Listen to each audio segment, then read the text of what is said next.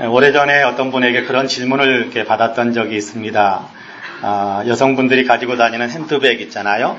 핸드백이 고급 핸드백은 굉장히 비싸고 또 명품으로 이렇게 취급을 받으면 굉장히 이렇게 많은 사람들이 부러워한다라는 그런 얘기를 들었는데, 그 핸드백이 명품인지 짝퉁인지 구별하는 방법을 알고 있습니까? 라고 묻더라고요. 핸드백도 잘 모르는데 어떻게 이렇게 구별할 수 있겠느냐고, 잘 모른다고, 어떻게 해야 구별할 수 있느냐고, 구별하는 방법이 뭐냐고 제가 되물었습니다. 그러자 그분이 그런 얘기를 하시더라고요. 비만 오면 간단하게 구별됩니다. 하더라고요. 비만 오면 간단하게 구별됩니다. 무슨 얘기인가 싶었더니, 비가 오면 명품 핸드백은 비싼 핸드백이라 가슴에 꼭 끌어안고 비를 안 맞추고 그리고 뛰어간다라는 거예요. 근데 짝퉁 핸드백은 재빨리 머리에다가 들고 그걸로 우산 삼고 그렇게 걸어간다라는 얘기를 들으면서 같이 웃었던 적이 있습니다. 그럴듯해 보이고 자부심을 가질 수 있을 것처럼 보이지만 비 한 번에 모든 것이 다 들통나고 만다라는 것을 이렇게 생각하면서 같이 웃었던 적이 있습니다. 지금도 진행되고 있는지는 잘 모르겠습니다만 예전에 텔레비전에서 진품 명품이라는 그런 프로그램이 진행되었던 적이 있었습니다. 가끔 호기심이 있어서 그 프로그램을 이렇게 보기도 했었는데요. 그런 내용입니다. 자기가 가지고 있는 골동품의 가치를 알고 싶어서 가지고 나오면 전문가들이 그 물건의 진위 여부를 확인해주고 그 가치를 값으로 평가해주는 그런 프로그램입니다. 열심히 보면요, 흥미로운 것은 출품자 가운데 고가의 골동품으로 추측하고 있다라고 그러면서 가지고 나온 것 치고 진품이 없더라고요. 거의 다 가짜인 경우들이 많더라고요. 한 번은 어떤 중년 신사가 굉장히 오래되어 보이는, 종이가 많이 누렇게 변색되어 있는 굉장히 오래되어 보이는 붓글씨 한 점을 들고 나왔던 적이 있습니다. 우리나라에서 꽤 유명한 그런 한 인사가 직접 쓴 글이라고 합니다. 그걸 소장하고 있는 사람은 애국자의 붓글씨를 소장한 것에 대한 자긍심이 대단했습니다. 그의 설명을 듣고 같이 나와서 이제 오락 프로그램처럼 진행되는 그런 내용들이 있어서 연예인 감정단, 연예인 평가단들이 같이 나와 있었는데, 소장자의 설명을 듣고 연예인 감정가들도 감탄을 하면서 매우 비싼 가격에 아마 가치가 있을 것이다 라고 가격을 매겼습니다.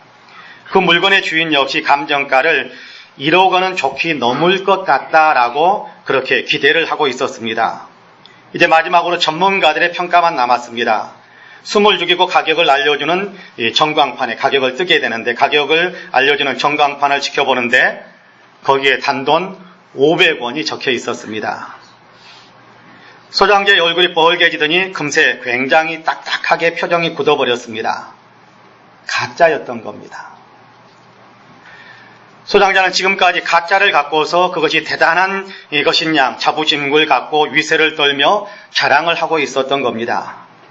그런데 저는 그 장면을 보면서 충격적이고 또 도전적인 그런 교훈을 얻게 됐습니다. 믿음도 그럴 수 있을 거라는 생각이 드는 겁니다. 사람들 가운데서는 가짜 믿음을 붙들고 헛된 자부심으로 살아갈 수도 있겠다라는 생각이 든 거지요. 가짜 믿음을 붙들고 진짜라고 생각하며 확신과 자부심을 품고 살았는데, 믿음을 감별해야 되는 때가 되어서 가짜 믿음이다라고 판단을 받게 된다면 어떻게 되겠습니까? 그때는 얼굴이 붉어지는 것만으로 끝나지 않을 것입니다. 믿음이 진짜인가 가짜인가에 따라서 사느냐 죽느냐가 결정되기 때문에 그렇습니다. 믿음이 진짜인가 가짜인가에 따라서 그 사람이 천국으로 갈 것인가 지옥으로 갈 것인가 결정되기 때문에 그렇습니다. 어떻습니까? 여러분의 믿음은 진짜인가요? 여러분은 진짜 믿음의 사람들이시기를 간절히 소망합니다. 오늘 우리가 읽은 누가복음 3장에서는 아브라함이 우리 조상이라고 말하지 말라, 그렇게 타박하고 꾸중하는 그런 말씀이 기록되어져 있습니다. 무슨 얘기입니까?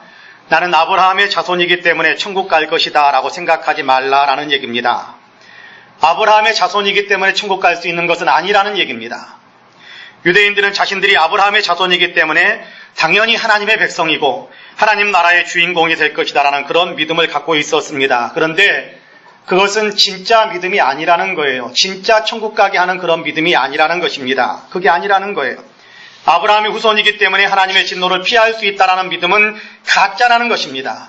그래서 진짜 믿음의 길, 하나님의 진노를 피하고 하나님 나라에 참여할 수 있는 진짜 믿음의 길을 걸어가야 한다라면서 그 길을 가르쳐 주십니다. 우리가 읽은 본문은 세례 요한의 설교 내용 가운데 한 부분이죠. 세례 요한은 주의 길을 예비하라라는 그런 사명을 하나님께로부터 부여받고 세상에 들어온 사람 아닙니까? 메시아가 오실 텐데 그분의 길을 준비하라라는 사명을 받은 사람입니다. 주님은 세례 요한을 가리켜서 엘리야의 심성을 가졌다라고 말씀하셨던 적이 있습니다. 구약 성경의 마지막 책인 말라기서를 보면 엘리야가 와서, 물론 말라기는 예언자 엘리야보다 훨씬 후대의 사람인데 엘리야와 같은 사람, 엘리야와 같은 사명을 받은 사람이 와서 자녀들의 마음을 아버지께로 돌이키게 만드는 일을 하게 될 것이다라고 가르쳐 주시는데 세례 요한이 바로 그 사람이다라고 주님이 말씀하신 겁니다. 주의 길을 예비하기 위해서, 하나님의 자녀들의 마음을 아버지 하나님께로 돌이키게 만들기 위해서 구원받아야 될 사람들이 가짜 믿음이 아닌 진짜 믿음의 사람들이 되게 하시려고 하나님께서 세우신 사람이 바로 세례 요한입니다. 요한은 자기에게 맡겨진 일에 최선을 다해서 그 사명을 충실히 감당했습니다. 그가 전하는 메시지 속에서 우리를 진짜 하나님의 사람으로 세우기 위해서는 요한을 만날 수 있고 요한을 통해서 일하시는 하나님을 만날 수 있게 됩니다. 하나님께서 요한을 통해 우리에게 들려주시는 메시지는 매우 강력하지요. 장차 올 진노를 피하라 라고 말씀합니다. 장차 올 진노를 피하라. 무슨 얘기입니까? 주의 나라에 참여하는 사람들이 되기 위해서, 그 얘기입니다. 주의 나라에 참여하는 것은 장차 올 진노를 피하는 것인데 장차 올 진노를 피해라. 주의 나라에 참여하기 위해서는 너희가 이런 믿음의 사람이 되어야 한다라고 말씀하시는 겁니다. 멸망의 길에 서지 말고 생명의 길로 나아가라는 것입니다. 이제 본문 말씀을 좀 더 주의 깊게 살펴보려고 하는데요. 바라기는 말씀을 나누는 동안 저와 여러분 우리 모두가 진실로 하나님께서 원하시는 진짜 믿음의 사람, 진노를 피하고 생명에 참여하는 복된 사람들로 든든히 서게 되시기를 주님의 이름으로 간절히 축복합니다. 아멘. 주님은 우리에게 장차 올 진노를 피하기 위해서는, 하나님께서 예비하시는 하나님의 생명에 참여하기 위해서는 첫째로 회개하라라고 말씀합니다. 회개해야 된다라고 말씀하세요. 그럼 본문 7절에서 9절까지의 말씀을 같이 한번 읽어볼까요? 7절에서 9절까지 같이 읽습니다. 시작. 요한이 세례받으러 나오는 무리에게 이르되 독사의 자식들아, 누가 너희에게 일러 장차 올 진노를 피하라 하더냐. 그러므로 회개에 합당한 열매를 맺고 속으로 아브라함이 우리 조상이라 말하지 말라. 내가 너희에게 이르노니 하나님이 능히 이 돌들로도 아브라함의 자손이 되게 하시리라. 이미 도끼가 나무 뿌리에 놓였으니 좋은 열매 맺지 아니하는 나무마다 찍혀 불에 던져지리라. 할렐루야. 세례받기 위해 요한을 찾아 나오는 사람들이 있었습니다. 요한은 백성들에게 세례받을 것을 권면했었지요. 회개하고 세례를 받아라. 회개하고 죄의 용서함을 받는 세례를 받으라 라고 권면했었습니다. 오늘 우리가 읽지는 않았습니다만 본문보다 조금 앞에 있는 3절에 보면 요한이 요단강 부근 각처에 와서 죄의 사함을 받게 하는 회개의 세례를 전파했다, 그렇게 말씀하고 있어요. 요한은 백성들에게 죄를 회개하며 세례를 받으라 하고 선포한 겁니다. 죄를 회개하고 그리고 죄의 용서함을 받게 하는 그런 세례를 받으라 라고 이야기한 겁니다. 요한의 선포를 듣고 많은 백성들이 요한에게 나왔습니다. 그가 죄를 회개하고 죄의 용서함을 받게 하는 세례를 받으라 라고 이야기하니까 그 세례를 받기 위해서 죄를 회개하는 마음으로 요한 앞에 나온 것입니다. 그러자 요한은 다시 이렇게 말을 하지요. 독사의 자식들아, 누가 너희에게 일러 장차 올 진노를 피하라 하더냐, 그렇게 이야기합니다. 세례받기 위해 나온 사람들은 지금 장차 올 진노를 피하는 길에 선 사람들이다라는 사실을 인정하는 거지요. 장차 임하게 될 진노를 피할 수 있는 길이 세례받는 길이다라는 사실을 이야기하는 것입니다. 그러면 세례만 받으면 되는 것일까요? 세례만 받으면 장차 임하게 될 하나님의 심판을 받지 않을 수 있는 게 있게 되는 것일까요? 전제 조건이 달려야 될 텐데 절반만 그렇다라고 대답할 수 있을 것입니다.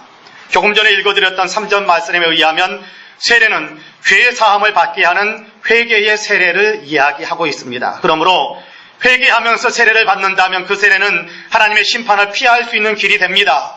그러나 회개 없이 그냥 머리에 물 한 번 묻히는 종교의식으로 끝나버린다면 그것은 결코 진노를 피할 수 있는 길이 되지 못할 것입니다. 중요한 것은 회개하는 데 있습니다. 지금까지 잘못 살았던 것을 인정하고 바른 삶으로 돌아가는 것이지요. 하나님과 상관없이 살았던 삶에서 하나님과 상관 있는 삶으로 돌이키는 것이지요. 그 길이 임박한 진노를 피하는 생명을 얻는 길입니다. 여기 특별히 우리가 관심을 가져야 할 대목이 있습니다. 지금 이 말씀이 누구를 향하고 있는가 하는 것입니다.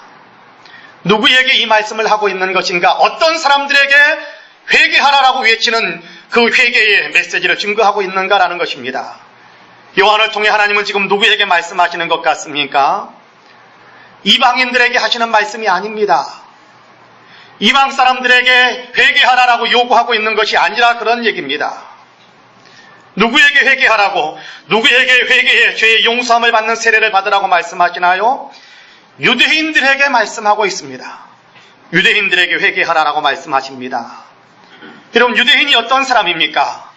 아브라함을 통해 하나님의 백성으로 불러주신 사람들이 유대인입니다. 하나님의 백성이라는 자부심, 여호와 하나님은 바로 우리 하나님이다라는 그런 자부심을 갖고 있는 사람들이 유대인입니다. 그런데 하나님께서는 지금 이 유대인들을 향해서 회개하라라고 말씀하십니다. 아브라함이 우리 조상이니까 난 하나님의 백성이다라는 그런 생각은 맞지 않다라는 거예요. 그런 생각이 맞지 않다라는 거예요. 헛된 자부심이다라는 얘기입니다. 아무런 열매도 없는 빈 껍데기만 붙들고 있는 것과 똑같다라는 것입니다. 아브라함이 우리 조상이니까 나는 심판받지 않을 것이다라는 생각, 잘못된 생각이라는 것입니다. 나는 아브라함이 후손이니까 하나님 나라에 들어가게 될 것이다라는 생각, 잘못된 것이니까 버려라라고 이야기하는 것입니다. 오늘 우리식으로 표현한다면 나는 교회에 다니니까 심판을 안 받게 될 것이다 라는 생각, 잘못된 것이다, 그런 얘기입니다.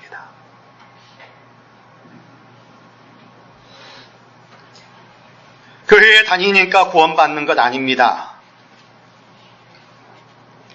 예수 그리스도를 주님으로 믿어야 구원받습니다. 나는 교회에서 직분을 맡고 있으니까 구원받을 것이다 라는 생각을 버리라는 것입니다. 직분을 맡았으니 천국 가는 것 아닙니다. 예수님을 바르게 믿어야 천국 갈 수 있는 것입니다. 그러므로 겉모습이 어떤 형식을 갖고 있는가에 대해서 이렇게 저렇게 거기에만 치우치는 그런 삶을 살지 말고 하나님께서 보내신 구원자 예수 그리스도를 바르게 제대로 믿는 믿음으로 돌이켜야 된다, 이 얘기를 하는 것이 지금 회개하라라는 메시지예요. 유대인의 하나님이신 하나님께서 요한을 보내서 너희가 회개해야 구원받을 수 있다라고 말씀하시는데, 교회에 회개하라라고 메시지를 증거하는 것은 교회에 속해 있는 것으로 만족하는 것이 아니라 정말 예수 믿는 삶으로 돌이켜야 너희에게 구원이 있다라는 사실을 가르쳐주면서 예수 믿는 삶으로 온전히 돌이켜라, 회개하라라고 외치시는 것이 우리 주님의 간절한 외침이신 겁니다. 하나님께서 하나님의 백성들에게 하시는 말씀이에요. 회개하라. 지금까지 잘못 살았던 삶에서 돌아서라. 하나님을 믿는다고 하면서도 하나님과 상관없이 살았던 삶에서 돌아서라. 껍데기뿐인 믿음에서 알맹이가 있는 믿음으로 돌이키라라고 말씀하시는 것입니다. 저와 여러분이 이 말씀을 심각하게 받아들일 수 있게 되기를 간절히 원합니다. 여러분, 지금 우리가 살아가고 있는 삶의 내용들을 한번 생각해 보세요. 우리가 지금 살아가고 있는 삶의 방향들을 한번 생각해 보세요. 여러분, 지금 우리가 목표로 삼고, 지금 우리가 이 방향으로 삼고, 우리가 살아가고 있는 여러 가지 지금 우리가 취하고 있는 삶의 방법들, 그 방법들 그대로 밀고 나가면 여러분 어디로 갈 것 같습니까? 자신이 있습니까? 천국으로 연결되어지는 통로가 될 것이다라는 자신이 있습니까? 지금 사는 방법 그대로 쭉 달려가면 그러면 이 길은 천국과 연결될 것이다라는 그런 자신감이 있습니까? 어쩌면 우리는 주변에서 바라보는 시각보다도 더 속히 회개하고 삶의 방향을 돌이켜야 되는 그런 사람들이 아닐까, 그런 생각을 해보기도 합니다. 그렇습니다. 저는 저와 여러분이 회개하라라고 외치시는 주님의 음성에 정말 심각하게 내 자신을 돌이켜볼 수 있는 귀한 은혜가 있게 되기를 간절히 원합니다.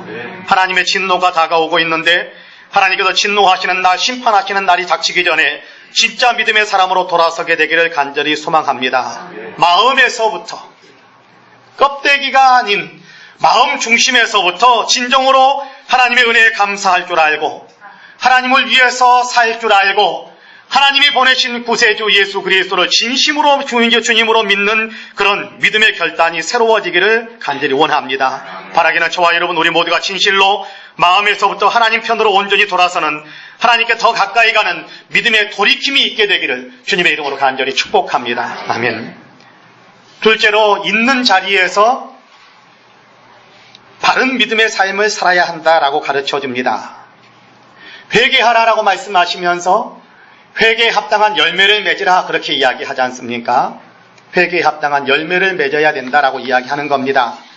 장차 올 진노를 피하기 위해 다시 말하자면 하나님의 영원한 생명을 참여하기 위해 하나님께서는 우리에게 회개하라고 말씀하십니다. 회개에 대해 말씀하시는 주님은 한 번 더 정확하게 짚으면서 회개가 정말 회개가 진실한 회개인지를 우리 자신을 스스로 살펴볼 수 있도록 점검해 볼 수 있도록 검증해 볼 수 있도록 말씀하시는 것이 있는데 회개에 합당한 열매를 맺어야 된다라고 말씀합니다. 열매 맺는다라는 것이 뭡니까?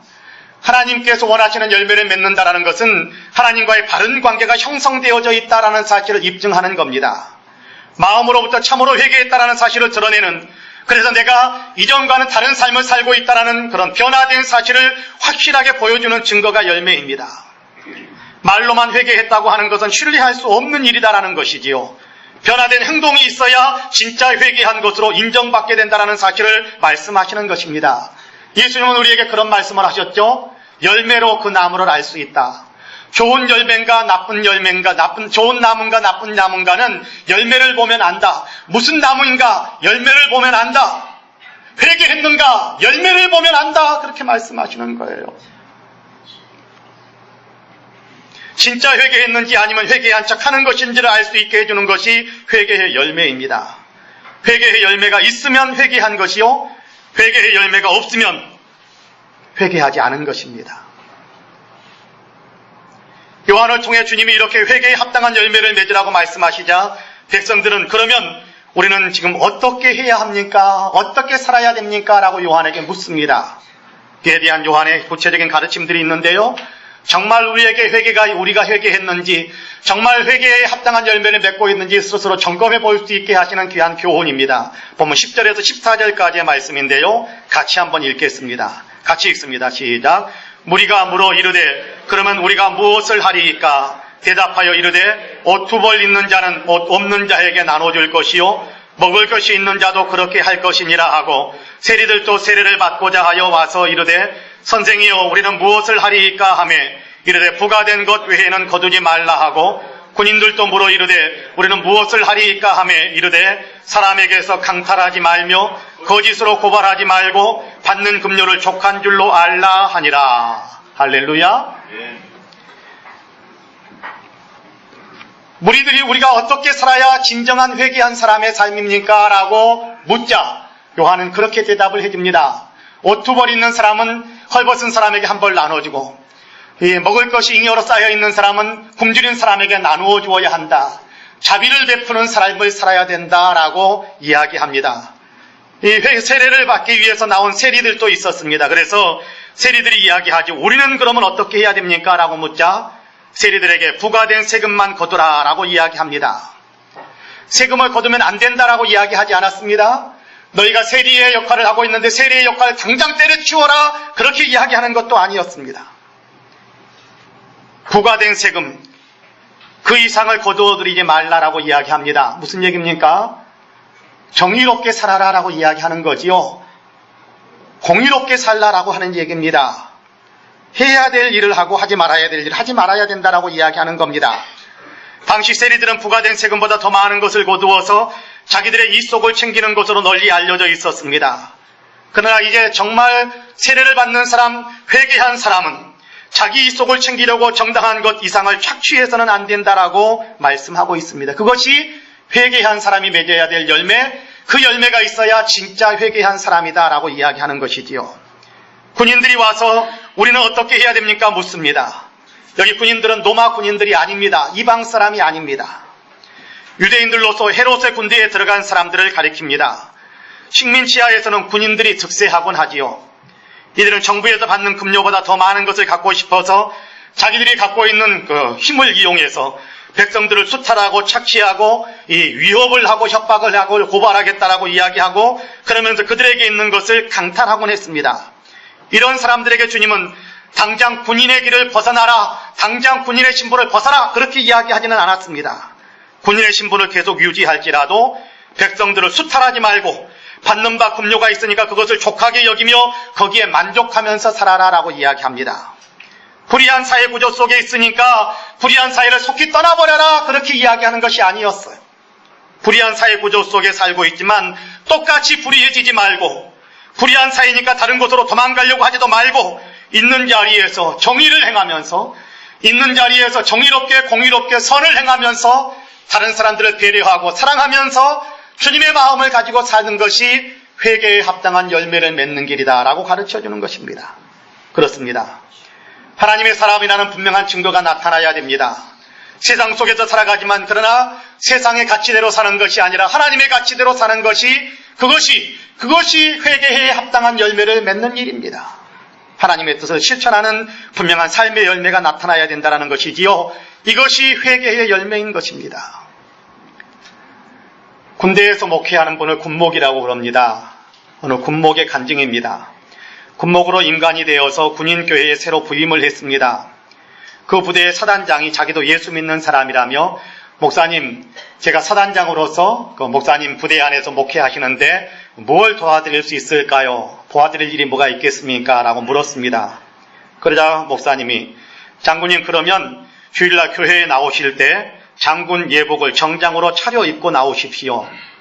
다 입고 훈장도 받은 것 다 달고 그리고 별도 번쩍번쩍하게 닦아서 붙이시고 나오셔서 교회 입구에 서서 주보를 좀 나눠주시는데, 주보를 나눠줄 때 허리를 90도로 이렇게 숙여서 인사를 하면서 그렇게 주보를 좀 나눠주십시오 라고 했답니다.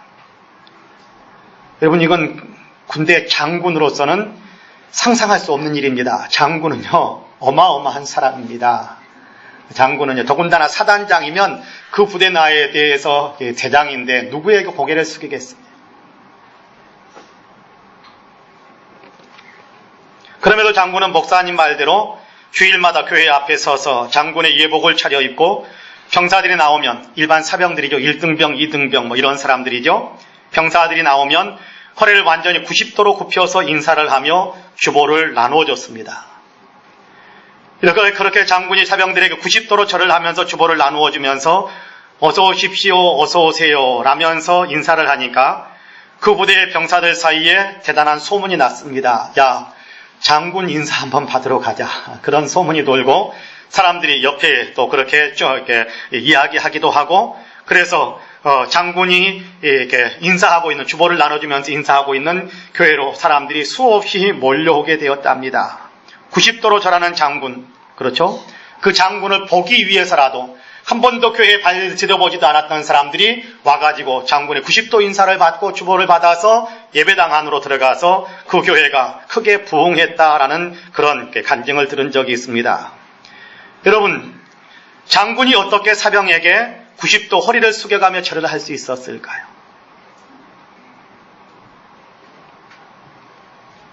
여러분, 사단장입니다. 감히 자기 앞에 얼굴도 고개도 들지 못하고 서야 될 그 1등병, 2등병들에게 어떻게 90도로 자기가 고개를 숙이면서 허리를 굽혀가면서 인사를 할 수 있었을까요? 저는 모르긴 해도 그분은 진실한 믿음의 사람이었기 때문에 가능했을 거라고 생각합니다. 진실한 믿음의 사람, 내가 죄인인데 나는 죄를 회개합니다. 옆에 있는 1등병, 2등병도 하나님의 사랑을 받는 사람입니다 라는 진정한 이 가치가, 생각이 주님께서 원하시는 방향으로 완전히 돌아서 있었기에, 마음과 생각과 가치가 온전히 돌아서 있었기에, 그게 회개인데 그 온전한 회개가 이루어졌기 때문에 사병들을 향해서도 허리를 90도로 굽혀가면서 그들에게 어서 오세요, 어서 오십시오 라면서 인사할 수 있었을 거라고 생각합니다. 참으로 하나님 편에서 살기 위해서 회개한 사람, 그런데 회개에 합당한 열매를 맺으면서 그렇게 봉사하고 섬겼던 것이라고 생각을 합니다. 그렇습니다. 내가 하나님을 믿는 사람, 내가 예수 그리스도를 믿는 사람다운 삶의 행실을 나타내는 것이 회개에 합당한 열매, 회개한 사람을 드러내는 귀한 열매인 것입니다. 있는 것을 나누어 줄 알고, 있는 자리에서 정직하고 성실하고 공의롭게 살고 내가 서 있는 자리에서 겸손하게 겸손으로 허리띠를 매면서 살아가는 삶, 이것이 바로 회개에 합당한 회개한 사람이 내가 진짜 회개한 사람이다라는 사실을 드러내는 그런 열매를 맺는 삶이라는 것입니다. 요즘은 TV를 통해서 아프리카의 아이들의 안타까운 모습이 더 많이 이렇게 비추어지곤 하는 것 같습니다. 눈물이 납니다.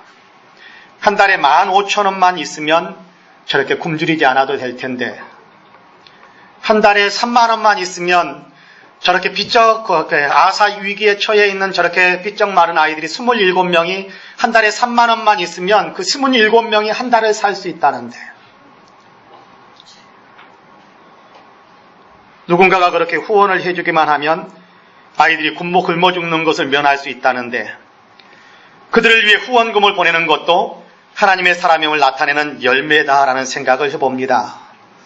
요즘은 그런 방송들이 많이 나오니까 많이 가슴이 아프고 또 기도하면서 새해 며칠 안 남았습니다만 새해 목회 계획들을 세우면서 우리 성도님들도 다 같이 후원하는 그런 일에 참여할 수 있도록 신청을 받아서, 그래서 우리가 교회가 단체로 수많은 아이들을 좀 후원할 수 있었으면 좋겠다, 그런 게 마음을 좀 품고 있습니다. 그래서 새해가 시작될 때는 신청을 좀 받아야 되겠다. 한 달에 15,000원, 한 달에 3만 원, 매주가 아닙니다. 한 달입니다. 그러면 수많은 아이들이 생명을 살릴 수 있다는데, 그런 일을 위해서도 우리가 좀 나서야 되겠다, 그런 생각을 하고 있습니다.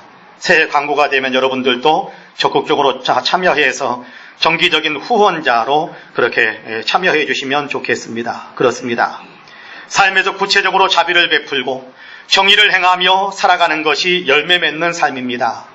주는 우리에게 구체적인 열매, 믿는 사람다운 열매를 나타내라고 말씀하십니다. 그것이 진짜 믿음이 내가 진짜 믿음의 사람임을 나타내는 것이고, 그것이 장차 올 진노를 피하는 참 믿음의 사람임을 내가 분명하게 입증시키는 일이다라고 이야기합니다. 바라기는 저와 여러분 우리 모두는 진실로 구체적인 열매를 나타내므로 예수 믿는 사람임을 나타내게 되시기를 주님의 이름으로 간절히 축복합니다. 아멘. 마지막으로 성령과 불로 세례를 베푸실 이가 오신다라고 말씀합니다. 장차 진노가 임하게 된다고 말씀하시지요. 그 진노를 피하기 위해서는 가짜 믿음이 아니라 진짜 믿음을 가져야 된다고 말씀합니다. 그러므로 가짜 믿음의 확신을 갖고 있지 말고 진짜 믿음으로 회개하라고 말씀하시는 겁니다. 믿음이 없는 사람들도 회개해야 합니다. 그런데 본문에서는 믿는다고 말하는 사람들을 향해 회개를 촉구하고 있습니다. 그냥 적당히 이름만 걸어놓으면 구원받는 것이다 라는 생각에 빠져있는 사람, 믿는 척하는 사람들에게 회개하라고 촉구하시는 것입니다. 진짜 믿음인가를 스스로 점검해보고 진짜 믿음이 아니라면 진짜 믿음으로 돌아오라는 것입니다. 진짜 믿음으로 돌아서는 것이 회개입니다. 회개의 열매가 맺히는 것이 진짜 믿음의 사람임을 드러내는 것입니다. 이 진짜 믿음이 우리를 하나님의 진노에서 벗어나게 만들고 하나님의 생명에 참여하게 만드는 것입니다. 주님은 우리가 진짜 믿음으로 돌아와야 된다고 말씀하세요. 그리고 계속해서 진짜 믿음의 사람이 되도록 성령과 불의 세례를 베푸는 분을 우리에게 보내주신다라고 말씀합니다. 여러분 계속해서 같이 한번 읽어볼까요? 15절에서 17절까지의 말씀입니다. 같이 읽습니다. 시작. 백성들이 바라고 기다림으로 모든 사람들이 요한을 혹 그리스도신가 심중에 생각하니 요한이 모든 사람에게 대답하여 이르되 나는 물로 너희에게 세례를 베풀거니와 나보다 능력이 많으신 이가 오시나니 나는 그의 신발끈을 풀기도 감당하지 못하겠노라. 그는 성령과 불로 너희에게 세례를 베푸실 것이요 손에 키를 들고 자기의 타작마당을 정하게 하사 알곡은 모아 곡간에 들이고 죽경에는 꺼지지 않는 불에 태우시리라. 할렐루야. 요한은 자기를 추종하려는 사람들에게 말합니다. 나를 믿고 나를 따라오려고 하지 말고 나를 대단한 사람인 양 추앙하지 말라라고 이야기합니다. 자기가 아니라 자기 뒤에 오시는 분, 자기가 아니라 자신이 알려주고 있는 바로 그분이 진짜라고 이야기를 합니다. 그러면서 자기 뒤에 오시는 분, 자기가 소개하고 있는 분이신 예수님을 자기와 비교해서 설명을 해줍니다. 자기는 그분의 신발끈을 풀기에도 감당하지 못할 사람이다. 그런 직분을 맡기에도 합당하지 못한 사람이다 라고 이야기합니다. 당시 유대인들의 신발은 지금처럼 신고 벗기에 편리한, 용이한 그런 신발이 아닙니다. 신발을 신을 때면 끈으로 꼭 묶어야 했고 벗을 때면 그 끈을 풀어야 했습니다. 이 사람들은 그 끈을 묶고 푸는데도 굉장히 힘이 들어가니까 굉장히 막 신경을 많이 써야 되니까 사람들은 그것도 자기가 잘 안 하고 하인들에게, 종들에게 시키곤 했습니다. 그런데 아무 종에게나 시키는 것은 아닙니다. 가장 하찮은 종에게 시키는 겁니다. 아무 종이나 신발끈을 묶으라고 지시하지 않아요. 가장 하찮은 종에게 와가지고, 그리고 종들 사이에서도 서열이 있으니까 가장 낮은 종이 와가지고 주인의 신발끈을 풀어주도록 그렇게 되어 있습니다. 그래서 유대인들은 결코 유대인 종에게는 이 일을 시키지 않는다라는 것이 율례처럼 그렇게 정해져 있었습니다. 왜요? 동족에게 이렇게 비천한 일을 시켜서는 안 된다라는 생각을 가지고 있었던 거거든요. 그렇게 비천하고 하찮은 일, 가장 비참한 일, 그 일을 하는 그 신발끈을 풀어주는 일, 그 일도 나는 적당하지 못한 사람, 그 일을 행하기에도 나는 합당하지 못할 정도로 나는 그분 앞에서는 더욱 비천한 사람이다라고 이야기합니다. 왜 그렇습니까? 예수님은 하나님이시니까요. 예수님은 하나님이십니다. 지극히 높은 영광의 보좌를 버리시고 사람들을 위해 사람으로 세상에 오신 하나님이세요. 그렇습니다. 예수님은 사람이 되신 하나님이십니다. 그러므로 감히 자기와 비교할 수 있는 그런 분이 아니시라고 선포하는 겁니다. 자기는 지금 죄를 회개하게 하려고 물로 세례를 베풀고 있지만 이제 예수님은 장차 성령과 불로 세례를 베풀어 주실 것이라고 가르쳐 주세요. 성령 세례를 통해 믿음을 갖게 하신다는 것입니다. 진짜 믿음의 사람이 되게 하신다는 것이지요. 사람이 믿으려고 애써도 성령의 도움이 없이는 참 믿음을 가질 수가 없습니다. 그러므로 예수님은 사람의 능력으로 할 수 없는 그 믿음을 갖게 만드시려고 진짜 하나님을 믿는 사람이 되게 하시려고 성령으로 세례를 베풀어 주실 것이다 라고 이야기하는 겁니다. 불로 세례를 베푸신다는 것은 깨끗하게 만든다는 것이죠. 죄를 태워서 거룩하게 만드는 것입니다. 용광로가 불순물을 제거하고 순금을 만들어내는 것처럼 깨끗하고 순결해지게 만드는 그런 은혜를 베풀어 주신다는 것입니다. 예수 안에서 그렇습니다. 예수님 안에서 우리는 진짜 믿음의 사람으로 설 수 있게 되는 겁니다. 예수님 안에서 우리는 진짜 예수 믿는 사람다운 구원받은 하나님의 백성다운 열매를 맺으며 살아갈 수 있는 사람으로 변화될 수 있게 되는 거예요. 그러므로 예수님이 오셔서 성령으로 세례를 주어서 참 믿음을 갖게 하고 예수님께서 오셔서 불로 세례를 주시어서 우리로 하여금 악한 것, 죄된 모든 것들을 끊어내고 믿는 사람다운 거룩함으로 우리의 삶의 행실을 살아갈 수 있도록 그렇게 도와주실 것이다라고 가르쳐 주시는 겁니다. 레이몬드 닐리라는 흑인 청년이 있었습니다. 성격이 매우 포악했던 닐리는 목사님들은 사람을 속이고 잘난 체하는 쓸모없는 존재들이라고 생각을 했습니다. 그래서 닐리는 동네에 있는 교회의 모든 목사님들을 죽이겠다라고 결심을 하게 됩니다. 그는 옆에 있는 벽돌 한 장을 집어들고 근처에 보이는 예배당으로 들어갔습니다.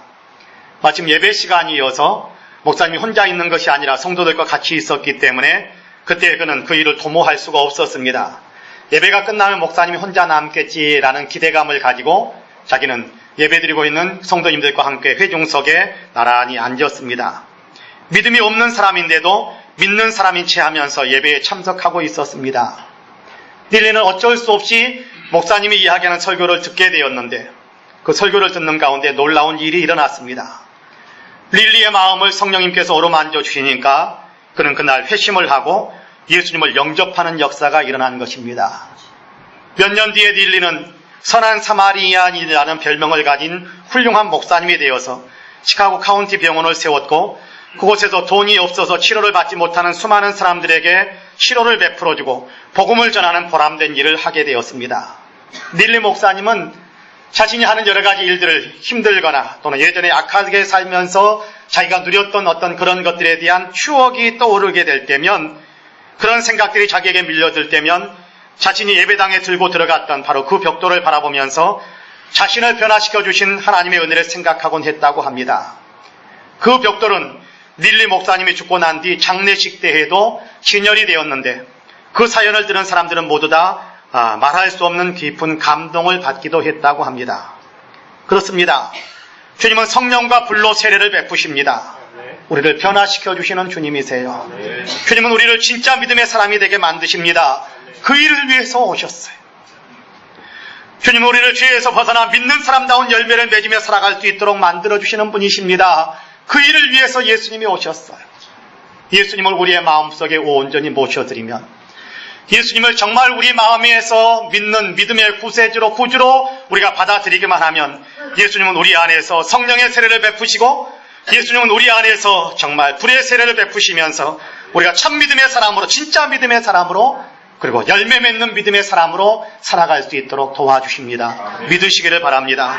사랑하는 성도 여러분, 주님은 우리에게 장차 올 진노를 피하라고 말씀합니다. 회개에서 돌이켜야 한다고 말씀합니다. 온전히 회개해야 한다고 말씀하세요. 회개에 합당한 열매를 맺어야 된다고 말씀하십니다.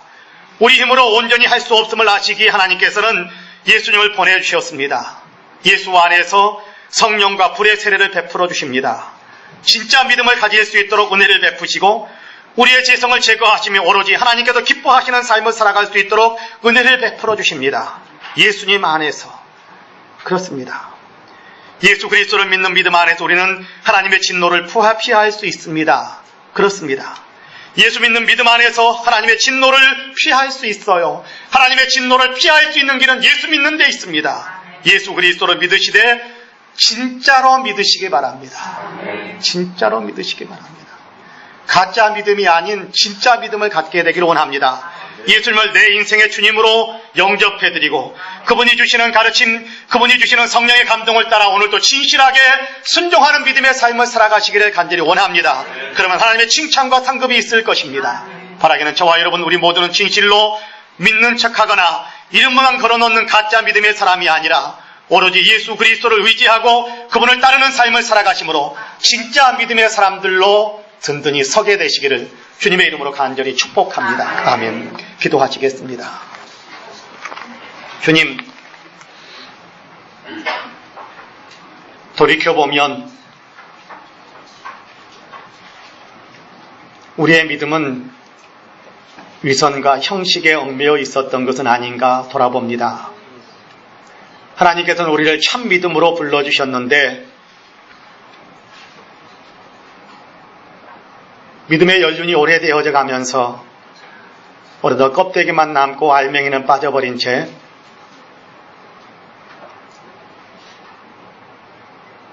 가짜 믿음으로 살아가고 있었던 것은 아닌지 우리 자신을 돌아봅니다. 예수 그리스도를 진실로 내 인생의 주님으로 영접해서 그분이 인도하시는 순종의 열매를 맺고 있는지 다시 한번 돌아볼 수 있게 해주셔서 참 감사합니다. 하나님께서 우리에게 우리 주님께서 재림하시는 그날이 다가오고 있다는 사실을 깨우쳐 주시고 경각심을 갖게 해주시니 참으로 감사합니다. 그날에 우리는 가짜 믿음으로 살았던 사람이 아니라 진짜 믿음으로 살았던 사람으로 주님 앞에 서게 되기를 간절히 원합니다. 우리를 도와주시고 성령과 불로 우리를 사로잡아 주시어서 참 믿음의 삶을, 참 믿음의 열매 맺는 삶을 살아갈 수 있는 우리 모두가 되게 하여 주옵소서. 예수님의 이름으로 기도합니다. 아멘.